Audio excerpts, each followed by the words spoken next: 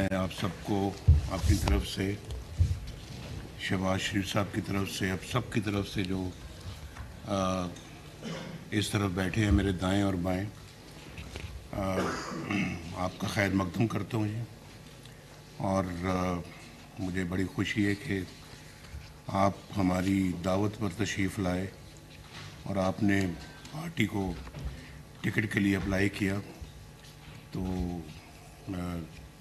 مجھے اس بات کی خوشی ہے کہ بہت عرصے کے بعد آج آپ سے روبرو ملاقات ہو رہی ہے. میری اپنی بھی بڑی خواہش تھی کہ کوئی ایسا موقع ملے کہ ہم آمنے سامنے گفتگو کریں، بیٹھیں، ایک دوسرے کو دیکھیں اور ایک دوسرے کی باتیں بھی سنیں. تو اللہ تعالیٰ اسی بہانے وہ دن لایا ہے کہ آج اٹک، چکوال، تلہ گنگ اور جیلم ہمارے سامنے بیٹھے ہیں جی.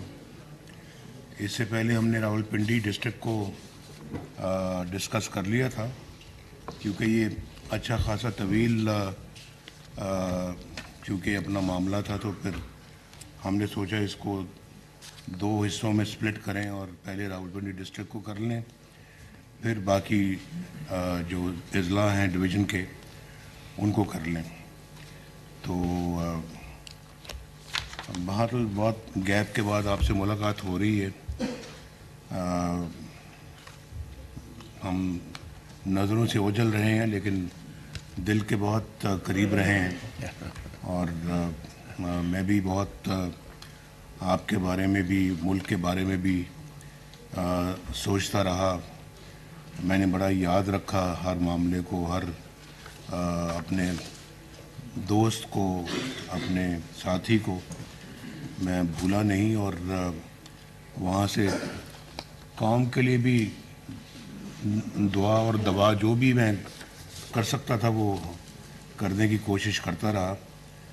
تو اللہ تعالیٰ سے آج بھی دعا ہے کہ اللہ تعالیٰ اس قوم کو مشکلوں سے باہر نکالے اور ہم سب کے لیے اور پاکستان کے 25 کروڑ عوام کے لیے اللہ تعالیٰ آسانی والی زندگی عطا فرمائے.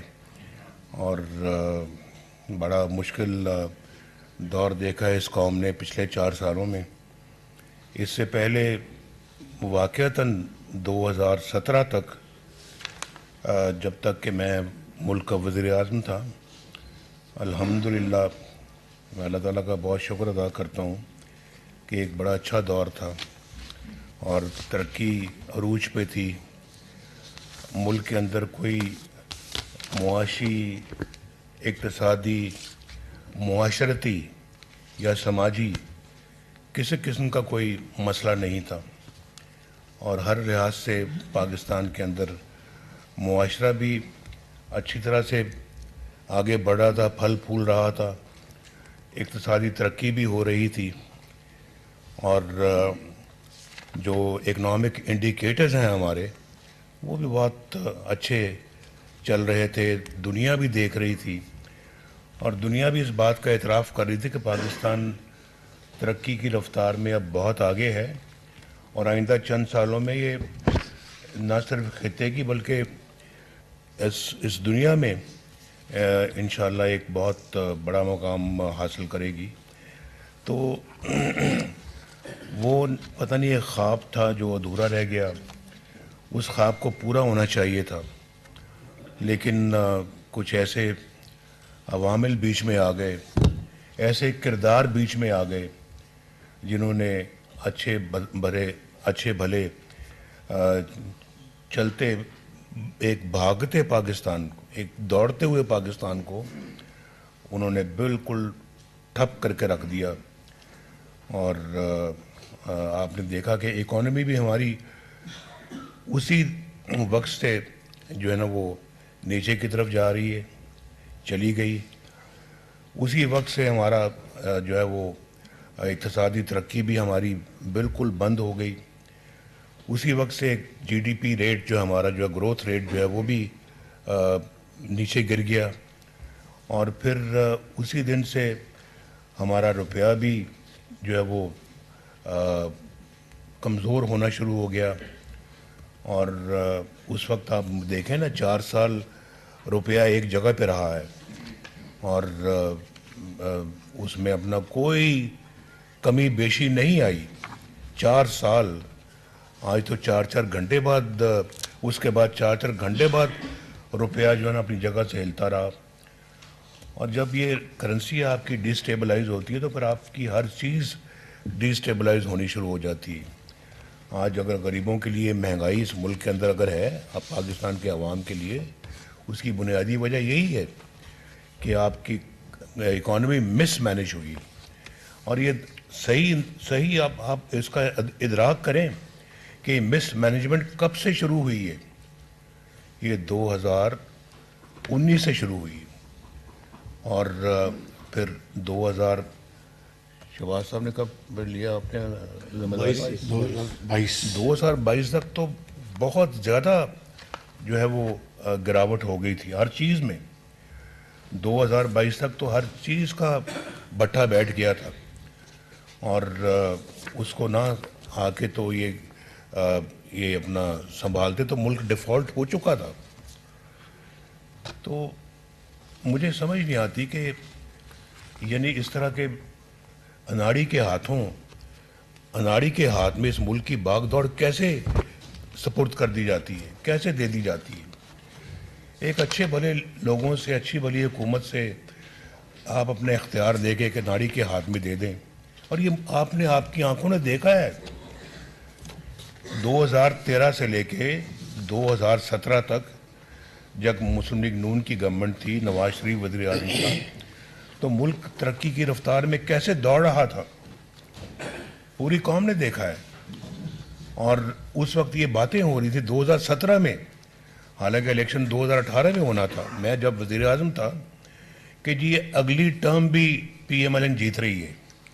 یہ 2016-17 میں یہ باتیں شروع ہو گئی تھی اور ہم نے 2013 میں یہ شہباز صاحب بھی, یہ باقی صاحبان بھی, ڈار صاحب بھی, میں نام سب کے نہیں لیتا, بہت سارے حضرات نے مجھے کہا جی کہ آپ بس الیکشن کی کیمپین میں 2013 میں آپ کہیں جی ہم بجلی جلد سے جلد لے کے آئیں گے, لوڈ شیڈنگ کا جلد سے جلد خاتمہ کریں گے. اور آپ کہہ دیں, آپ 6 مہینے کہہ دیں, آپ 1 سال کہہ دیں. تو میں نے کہا بھائی نہ 6 مہینے میں یہ ممکن ہے نہ یہ 1 سال میں ممکن ہے, اس کو وقت لگے گا. اور میں ایسی کوئی بات کبھی نہیں کہوں گا اور نہ میں کہنے کا عادی ہوں جو میں سمجھتا ہوں کہ یہ ممکن نہیں ہے. میں کیسے کہہ دوں؟ تو میں نے الیکشن میں فیصلہ کیا کہ میں لوگوں کے ساتھ سچ بولوں اور میں کوئی ان کو چکر بازی نہ کروں, سبز باغ نہ دکھاؤں, کوئی دھوکہ فریب فراڈ نہ کروں. میں ان کو کہوں کہ میں اپنے دور میں, ہم اپنے 5 سالہ دور میں انشاءاللہ اس لوڈ شیڈنگ کا خاتمہ کریں گے. مجھے کہنے لگے نہیں یہ تو بہت لوگ مایوس ہو جائیں گے, وہ کہیں گے یہ تو 5 سال لگ جائیں گے, ہمیں مزید کوئی انتظار نہیں کرے گا. میں نے کہا پھر جو کام میں 5 سال سے پہلے سمجھتا ہوں کہ نہیں ہو سکتا تو میں کیسے کہوں؟ میں نہیں کہہ سکتا. میری اپنی بھی کوئی کریڈیبلٹی ہے, کریڈیبلٹی کا سوال ہے, تو انہی چیزوں سے کریڈیبلٹی بنتی بھی ہے اور بگڑتی بھی ہے. تو میں ایسا کوئی بات یا ایسا کوئی کام نہیں کروں گا جس سے کریڈیبلٹی ہماری جو ہے نا وہ ختم ہو کے رہ جائے یا اسٹیک پہ آئے. تو میں نے کہا الیکشنوں میں کہہ دیا میں نے کہ جی ہم 5 سال میں اپنے اس دور میں کریں گے. تو الحمدللہ لوگوں نے ووٹ دیا, لوگوں نے ہماری سابقہ کارکردگی کی بنا پہ ووٹ دیا.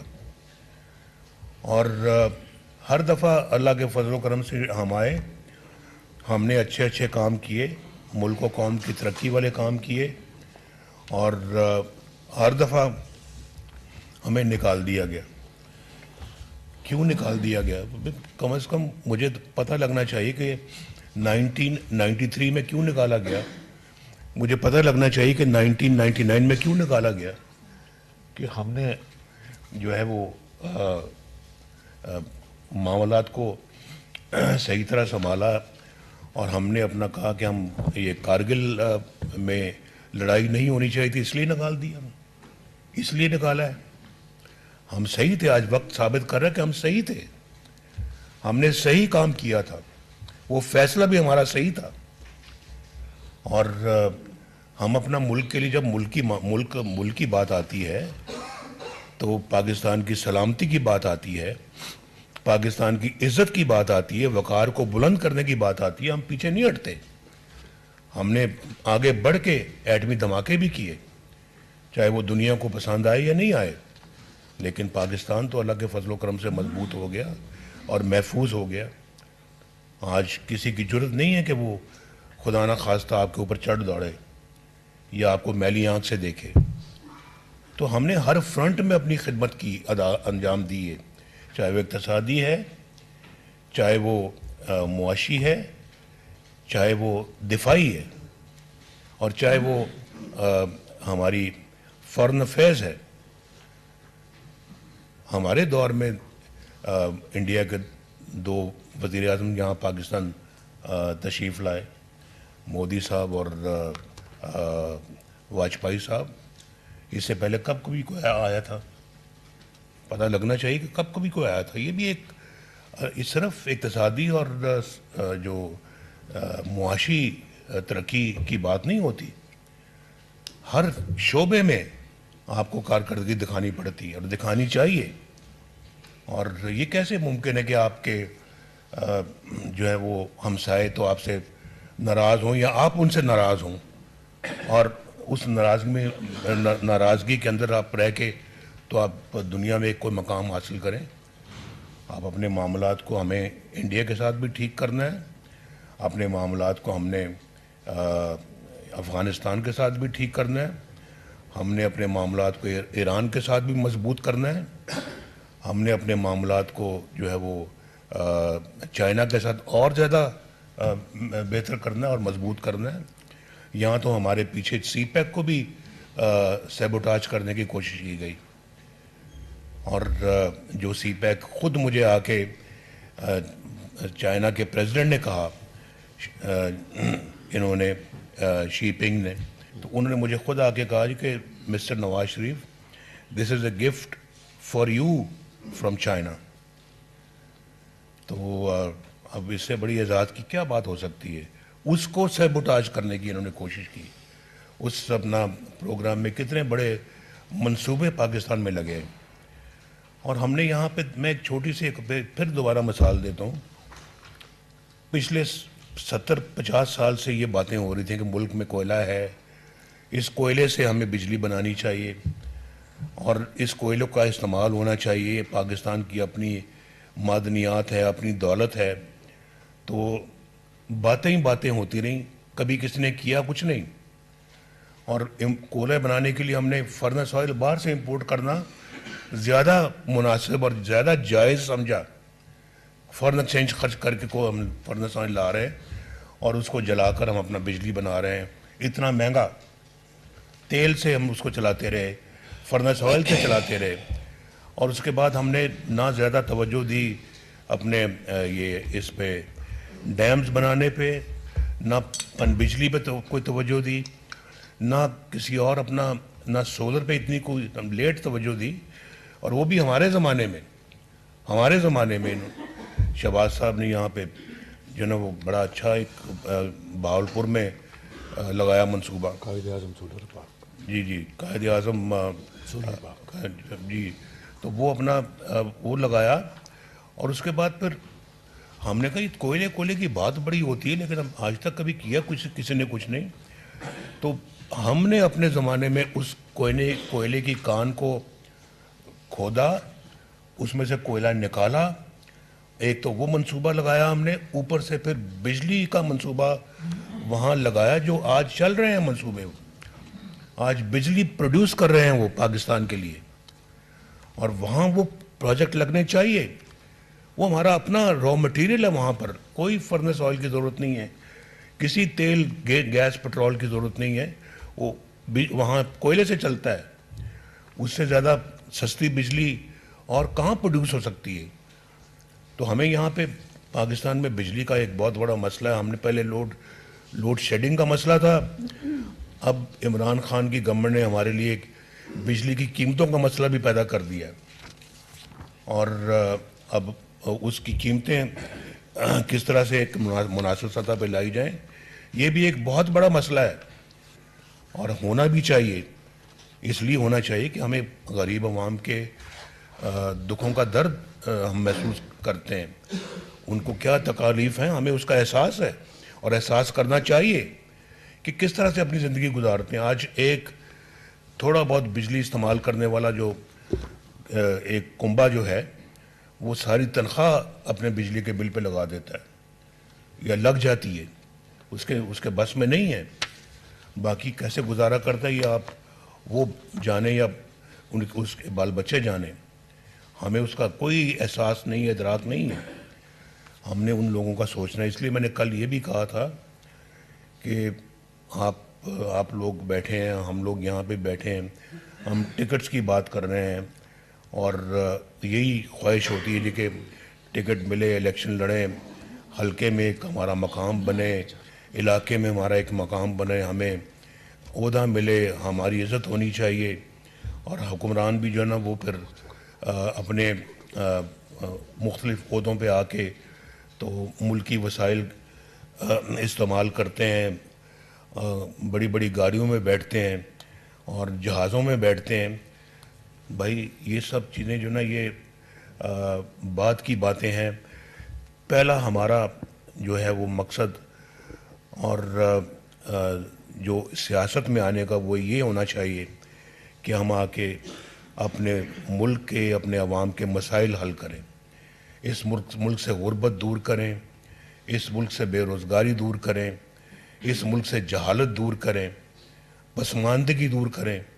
یہ ہمارا سب سے پہلا ہدف ہونا چاہیے۔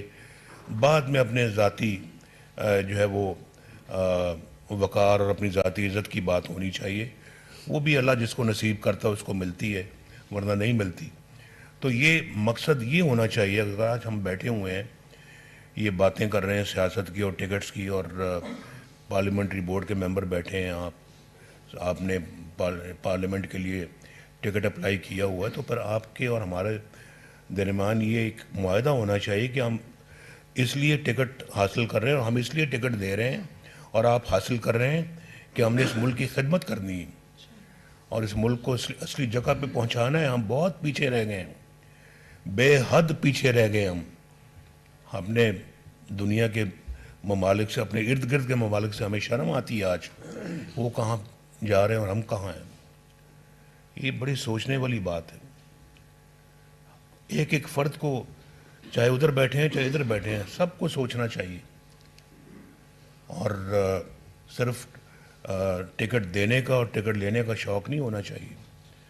یہ سوچنا چاہیے کہ ہم یہ ملک کا حال کیا ہو گیا ہے، اور پھر جنہوں نے اس ملک کو یہاں تک پہنچایا ہے ان کا بھی محاسبہ ہونا چاہیے، پوچھ ہونی چاہیے کہ بھئی آپ نے اس ملک کے ساتھ یہ سلوک کیا کیسے ہے، کیوں کیا آپ نے پاکستان کے ساتھ یہ سلوک، جس کا تصور کوئی محب وطن پاکستانی نہیں کر سکتا، کبھی بھی نہیں کر سکتا۔ یہ ہمارا ملک ہے، ہمارے بچوں نسلوں نے یہاں پہ رہنا ہے انشاءاللہ، تو کم از کم ہم ان کے لیے کم از کم اچھا ملک تو چھوڑ کے جائیں۔ یہ سوچنے والی باتیں ہیں۔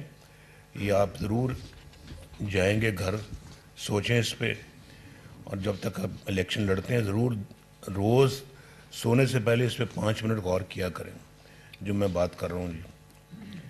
پھر آپ اس جذبے کے ساتھ اگر آئیں گے نا، ٹکٹ بھی ملا ہوگا آپ کو، الیکشن لڑیں گے، کامیاب ہوں گے، اللہ تعالیٰ آپ کے ہر کام میں برکت ڈالے گا، ہر قدم پہ اللہ تعالیٰ آپ کو نوازے گا۔ تو یہ انشاءاللہ یہ راستہ یہی ہے ملک کو ٹھیک کرنے کا، اور کوئی راستہ نہیں ہے۔